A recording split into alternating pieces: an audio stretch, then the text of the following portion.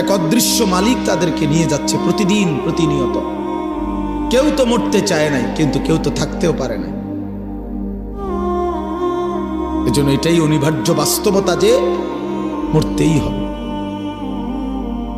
যেতেই হবে, ফিরতেই হবে আল্লাহর কাছে, ফিরতেই হবে।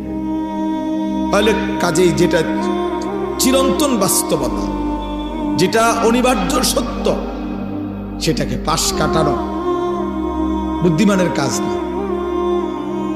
এটা কোনো বুদ্ধিমান হইতেই পারে না। মৃত্যু যেহেতু আমাকে বরণ করতেই হবে, আল্লাহর মুখোমুখি যেহেতু আমাকে হতেই হবে, কাজে বুদ্ধিমান তো সেই যে এই ব্যাপারে প্রস্তুতি নেই।